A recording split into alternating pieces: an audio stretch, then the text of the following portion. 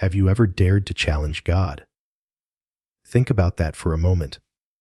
What does it even mean to stand against the one who formed the mountains, who breathed life into dust, who holds the universe in the palm of his hand? Yet, from the very beginning, humanity has wrestled with this audacious impulse, this burning desire to question, to resist, to defy the divine. It's a paradox as old as time itself, creatures of dust daring to confront the maker of stars. Why does this matter? Because in that tension between human pride and divine authority, we see the raw truth of who we are, who God is, and what happens when the two collide. Today, we're diving into the story of the first man who ever challenged God. This isn't just ancient history, it's a mirror held up to our own hearts.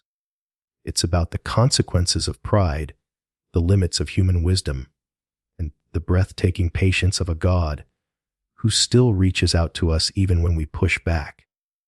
Whether it's Adam in the garden, Jacob at the river, or you and me in our daily struggles, the question remains: what happens when mortal dust dares to confront the maker of stars? The answer will shake you, humble you, and maybe even change the way you see your place in this universe. Let's be honest. We've all felt that tug of defiance, that whisper in our hearts saying, "I know better." Maybe it's when life doesn't go our way, when prayers seem unanswered, when God's commands feel restrictive. We don't always voice it, but the rebellion is there, simmering beneath the surface. That's why this story matters. It's not just about one man's mistake, it's about the human condition. It's about the pride that tells us we don't need God, the arrogance that makes us think we can rewrite the rules. And yet, even in our rebellion, God doesn't walk away. He engages, He wrestles, He redeems. That's the stunning truth we'll uncover today. So who was this first challenger? Some might point to Adam, the man who chose disobedience over trust, who listened to the serpent's lie instead of his Creator's voice. Others might think of Jacob, the deceiver who wrestled with God himself at Peniel and walked away with a limp and a new name. Both stories reveal the same truth. Challenging God never ends the way we think it will. There's a cost to pride, but there's also grace for the humble. That's the thread we'll follow. The collision of human will and divine sovereignty, and the surprising mercy that meets us in the struggle. This isn't just a lesson for theologians or scholars. It's for anyone who's ever questioned, doubted, or resisted God. It's for the person who's tired of playing by the rules, for the one who's angry at heaven, for the believer who secretly wonders if God's way is really the best way. If that's you, then this is your story too. Because here's the thing: God isn't afraid of your questions. He isn't threatened by your struggle. But He will confront you, not to crush you, but to change you. That's what happens when dust dares to challenge the divine. It's not a battle of strength. It's an invitation to surrender. And in that surrender, we find something far greater than victory. We find our true selves. So let's go back to the beginning. Let's walk through the garden, stand by the river, and see what happens when human pride meets holy love. By the end, you might just find yourself asking a different question. Not, have I dared to challenge God? But, why would I ever want to? Because the more we understand who He is, the more we realize that the safest place to be is not in defiance, but in surrender. The Maker of stars doesn't just demand our obedience. He deserves it. And that changes everything. Fact, the rebellion in Eden, the first man chose to defy God's command. It's that simple. No grand speeches, no dramatic showdown, just a quiet, deliberate act of disobedience that changed everything. Genesis 3:16 lays it out for us: the serpent's whisper, Eve's hesitation, and Adam's silent surrender. One fruit, one lie, one fateful bite. That's all it took. The irony is staggering. The first challenge to God wasn't a roar of defiance. It was a whisper of doubt. It wasn't a fist raised in anger. It was a hand reaching for forbidden fruit. And in that moment, Adam, the one entrusted with guarding Eden, the one who walked with God in the cool of the day, became the first man to choose self-rule over surrender. Think about that. Adam wasn't deceived like Eve. He knew exactly what he was doing. He heard the command directly from God. You must not eat from the tree. No confusion, no ambiguity. Yet when the moment came, he didn't resist. He didn't intervene. He didn't remind Eve of the truth. He stood by, passive, complicit, and then he joined her in rebellion. That's the heart of the matter. Challenging God doesn't always look like shouting in his face. Sometimes it looks like silence when we should speak. Sometimes it looks like compromise when we should stand firm. Sometimes it looks like going along with the crowd when we know better. How often do we do the same? How often do we, too, silently challenge God? Maybe it's when we ignore his word because it's inconvenient. Maybe it's when we justify small compromises because everyone else is doing it. Maybe it's when we let fear keep us from obeying what he's clearly called us to do. The form changes, but the heart remains the same, a quiet insistence that we know better, that our way is superior, that God's boundaries are meant to be tested. But here's the truth: every act of defiance, no matter how small, carries the same weight as Adam's choice in Eden. It's not just about the action. It's about the heart behind it. It's about who we trust. Will we trust the God who made us, who loves us, who knows what's best for us? Or will we trust ourselves, our limited wisdom, our fleeting desires, our broken understanding? Adam's story shows us the cost of that choice. Paradise lost, relationship broken, death unleashed, all because of one moment of doubt, one act of disobedience. Yet even here, in the wreckage of rebellion, we see God's mercy. He doesn't abandon Adam. He doesn't turn his back. He seeks him out. He covers his shame. He promises redemption. That's the God we serve, one who meets our defiance with grace, our rebellion with love, our sin with a Savior. The question isn't whether we'll struggle with obedience. The question is whether we'll learn from Adam's mistake. Will we choose trust over doubt? Will we choose surrender over self-rule? Will we remember that the God who commands is also the God who redeems? The story of Eden isn't just a warning, it's an invitation. An invitation to trust the one who knows the end from the beginning.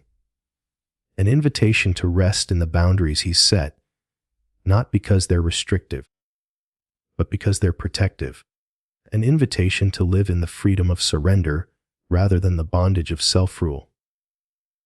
Adam's choice brought death, but Christ's choice brings life, and that changes everything. So today, let's ask ourselves, where am I silently challenging God? Where am I choosing my way over his? And then let's do what Adam failed to do. Let's choose obedience. Let's choose trust. Let's choose life. Because here's the beautiful truth. The same God who walked with Adam in Eden walks with us today. He's not afraid of our questions, but he won't tolerate our rebellion. He loves us too much for that. So let's lay down our defiance. Let's embrace his ways. Let's live in the freedom that comes only from surrender. After all, why would we ever want to challenge the one who gave everything to rescue us? The maker of stars doesn't just demand our obedience. He deserves it, and that changes everything. Truth, the heart of the challenge, every challenge to God, is a war against our own design. That's the core truth we must confront today. When Adam chose to rebel in Eden, he wasn't just breaking a rule, he was fracturing the very fabric of his existence. Romans 5:12 lays it out plainly. Sin entered the world through one man, and death through sin. Adam's defiance wasn't just a personal failure, It was a cosmic catastrophe. You were made for him. Without him, you crumble. That's the reality we can't escape. We are dust, fragile and fleeting, shaped by the hands of the potter. But when the dust decides to challenge the breath of life, the result is always the same brokenness. Think about it like this. Imagine a clay pot deciding it no longer wants to hold water. It rebels against its purpose, resists the potter's hands, and insists on being something it was never designed to be. What happens? It cracks, it shatters. It becomes useless. That's the principle we see in Adam's story. Challenge the potter, and the clay cracks. Adam was formed from the dust, animated by God's very breath, designed for intimacy with his Creator. But the moment he chose to defy that design, the cracks appeared, shame entered, fear took root, relationships fractured. The world itself groaned under the weight of his rebellion. Yet here's the stunning truth: the potter still loves the clay. Even as Adam hid in the bushes, God came looking. Even as Adam pointed fingers, God offered covering. Even as Adam faced the consequences of his choice, God whispered a promise of redemption. That's who our God is. He doesn't abandon us in our rebellion. He doesn't discard us when we crack. He pursues. He restores. He redeems. So what does this mean for us today? It means every time we choose our way over God's way, we're repeating Adam's mistake. Every time we doubt his goodness, question his commands, or resist his boundaries, we're declaring war on our own design. We're the clay telling the potter he got it wrong, and the result is always the same: we crack, we crumble, we feel the weight of our own defiance. But it doesn't have to be this way. The same God who walked with Adam in Eden walks with us now. The same God who sought the hiding sinner seeks us today. The same God who promised a Savior in Genesis fulfills that promise in Christ. So let's stop fighting our design. Let's stop challenging the one who shaped us. Let's surrender to the potter's hands, trusting that his way is always best. Because here's the beautiful reality. When we stop warring against our design, we finally find the peace we've been searching for. You were made for him. Without him, you crumble. But with him, you are whole. With him, you are strong. With him, you are exactly what you were always meant to be. So let's lay down our rebellion. Let's embrace our design. Let's live in the freedom of surrender. Because the potter still loves the clay, and that changes everything. Story. Jacob's wrestling match. Now let's shift our focus to Genesis 32:103-2, the story of Jacob wrestling with God. This isn't just another Bible story. It's a radical turning point in how humanity relates to the divine. If Adam's rebellion was a declaration of independence, Jacob's wrestling was a desperate cry of dependence. This is the first time in Scripture we see a man not running from God, not hiding from God, not defying God, but clinging to him with everything he's got. Picture this: a man in the dirt, battered and exhausted, holding on to God like a drowning child clinging to a rescuer. That's Jacob. That's the holy challenge. Here's the difference between Adam and Jacob. Adam said, "I will take." Jacob said, "I will not let go." Adam reached for what wasn't his. Jacob held on to what was his only hope. Adam's defiance brought a curse. Jacob's desperation brought a blessing. Do you see the contrast? One man challenged God by walking away. The other challenged God by refusing to let him go. And that changes everything. Let's break it down. Jacob was alone by the Jabbok River, facing the consequences of his past, terrified of the future. His brother Esau was coming with 400 men, and Jacob knew he deserved vengeance. He had cheated, lied, manipulated, and now the bill was due. But in that moment of absolute desperation, something extraordinary happened. A man showed up in the darkness, and Jacob wrestled him. All night long, bones aching, muscles burning, breath ragged. Jacob wasn't fighting to win. He was fighting to survive. He wasn't trying to conquer God. He was trying to connect with Him. And here's the stunning truth. Jacob's blessing didn't come through victory. It came through surrender. When the man touched his hip and dislocated it, Jacob didn't let go. He held on tighter. When the dawn approached and the man said, "Let me go," Jacob refused. He demanded a blessing, and in that moment, God didn't rebuke him. He renamed him. Your name will no longer be Jacob, but Israel, because you have struggled with God and with humans and have overcome. Do you hear the beauty in that? Jacob didn't overcome by strength. He overcame by surrender. He didn't win the fight. He won by refusing to stop clinging. That's the holy challenge. That's the kind of wrestling God honors. Not the defiance of Adam, but the desperation of Jacob. Not "I will take," but "I will not let go until you bless me." So here's the question for you today. Are you fighting God, or are you clinging to Him? Are you resisting His will? Or are you holding on for dear life? Because the blessing doesn't come to those who conquer. It comes to those who cling. The breakthrough doesn't happen when we overpower God. It happens when we surrender to Him. Think about your own life. Where are you wrestling? Is it in rebellion? Or is it in desperate dependence? Are you trying to force your way? Or are you holding on to Him with everything you've got? Because here's the truth. God isn't afraid of your struggle. He isn't offended by your desperation. He welcomes the holy challenge, the kind that says, "I won't let go until you bless me." Jacob walked away from that encounter with a limp and a new name. The limp was a reminder of his weakness. The name was a declaration of God's strength.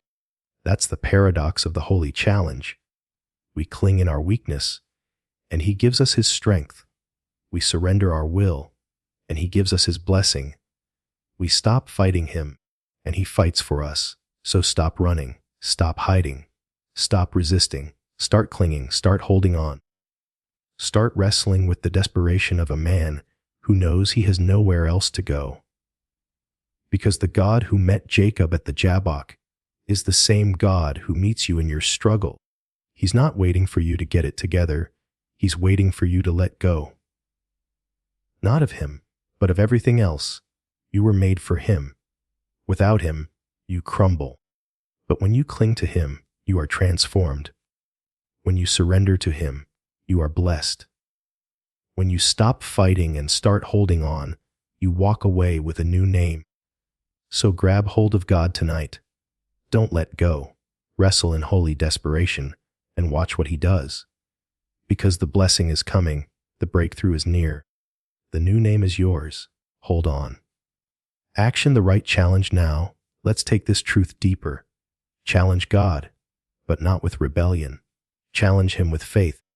That's the heart of Jeremiah 33:7-3, where God says, "Call to me, and I will answer you, and show you great and mighty things, which you do not know." This isn't a passive invitation. It's a call to action. It's a divine dare. God isn't asking you to sit back and wait. He's urging you to step forward and engage. To wrestle in prayer, not pride. To come to Him not with demands, but with desperation. Not with arrogance, but with audacity. The kind of audacity that says, "God, I believe you. Now prove yourself." Think about it. When was the last time you truly challenged God? Not in defiance like Adam, but in faith like Jacob. When was the last time you dared to hold Him to His promises? To say, "God, you said it. Now do it." This isn't about testing God. It's about trusting Him. It's about taking Him at His word and refusing to let go until He moves. Challenge Him to save you. Challenge Him to change you. Challenge Him to prove His word, because He will, every time, without fail. Let me give you a picture. Imagine a child standing at the edge of a pool, trembling, afraid to jump. His father is in the water, arms outstretched, saying, "Jump. I'll catch you." The child hesitates, but then he takes the leap. Why? Because he trusts his father. He knows his father won't let him drown. That's the kind of challenge God invites, not a reckless leap into the unknown, but a faith-filled jump into his promises. He's saying, call to me. Trust me. Challenge me. I won't let you down. This is the holy wrestling match. It's not about overpowering God. It's about positioning yourself to receive from Him. It's not about proving your strength. It's about admitting your weakness and clinging to His strength. Jacob didn't walk away from that fight because he was stronger. He walked away because he was desperate. He didn't win the battle. He won the blessing. And that's what happens when you challenge God with faith. You don't walk away empty. You walk away transformed. So here's the invitation: dare to hold Him to His promises. Dare to say, God, you said you would never leave me, so where are you? Dare to pray, God, you said you would provide, so where's the provision? Dare to declare, God, you said you would heal, so where's the breakthrough? This isn't disrespect, it's faith. It's the kind of faith that moves mountains. The kind of faith that changes destinies. The kind of faith that grabs hold of God and refuses to let go. Because here's the truth: God honors holy desperation. He responds to bold faith. He answers audacious prayers. He's not intimidated by your questions. He's ignited by your faith. So stop settling for passive prayers. Stop accepting half-hearted devotion. Start challenging God. Start wrestling with Him. Start holding Him to His word.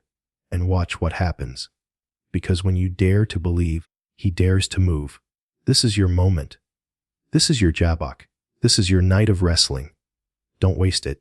Don't walk away. Don't let go. Cling. Fight. Believe. And when the dawn breaks, you won't just walk away with a blessing. You'll walk away with a new name, a new identity, a new future. Because the God who met Jacob is the God who meets you, and He's waiting for you to take the leap, to make the challenge, to hold Him to His promises. So what are you waiting for? Dare to believe. Dare to wrestle. Dare to see what God will do. Conclusion: from defiance to dependence, the dam challenged and fell. Jacob challenged and rose. That's the stark difference between defiance and dependence, between fighting against God and fighting for Him. One leads to brokenness. The other leads to blessing. One ends in shame.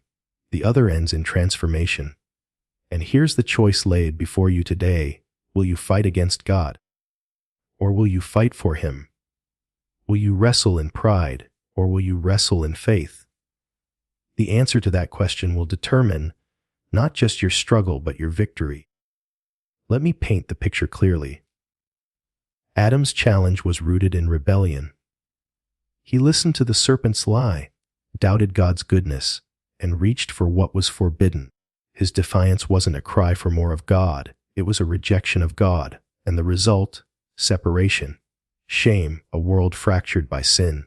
But Jacob's challenge was different. He wasn't running from God, he was running toward Him.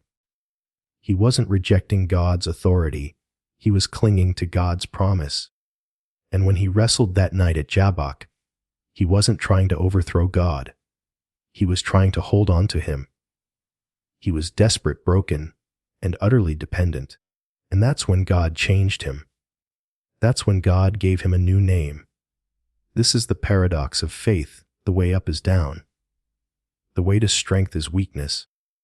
The way to victory is surrender. You don't win by overpowering God. You win by admitting you can't win without Him. You don't walk away from the fight triumphant because you were strong enough. You walk away triumphant because you were desperate enough. And that's the heart of the gospel. That's the heart of grace. God doesn't bless the self-sufficient. He blesses the broken. He doesn't honor the proud. He honors the humble. He doesn't answer the demands of the defiant. He answers the cries of the dependent. So here's the truth you need to hear today. The God you challenge is the God who loves you. enough to let you wrestle, enough to make you whole. He's not afraid of your questions. He's not offended by your struggles. He's not intimidated by your doubts. But he will not surrender to your rebellion. He will not bless your defiance. He will not honor your pride, because he loves you too much to let you stay the same. He loves you too much to let you win on your own terms. He loves you too much to let you walk away unchanged. Isaiah 45:9 says, "It plainly woe to those who fight with their Creator." Does the clay dispute with the one who shapes it? Think about that. The clay doesn't argue with the potter. The clay doesn't tell the potter how to shape it. The clay simply yields. It surrenders. It trusts. And in that surrender, it becomes something beautiful, something useful, something whole. That's what God is inviting you into. Not a fight against Him, but a surrender to Him. Not a struggle for control, but a release into His hands. Not a defiance of His will, but a dependence on His love. So stop fighting Him. Start clinging. Stop resisting. Start resting. Stop demanding. Start trusting. And watch the dawn break. Watch the light pour in. Watch the new day rise. Because when you stop wrestling against God and start wrestling with God, everything changes. Your name changes. Your story changes. Your future changes. You don't walk away the same. You walk away transformed. This is your moment. This is your jabak. This is your night of wrestling. Don't waste it. Don't walk away. Don't let go. Fight, believe. And when the dawn breaks, you won't just walk away with a blessing. You'll walk away with a new name, a new identity, a new future. Because the God who met Jacob is the God who meets you. And He's waiting for you to take the leap, to make the challenge, to hold Him to His promises. So what are you waiting for? Dare to believe. Dare to wrestle. Dare to see what God will do. The choice is yours. Defiance or dependence. Fighting against or fighting for. Adam's fall or Jacob's rise. Which will it be?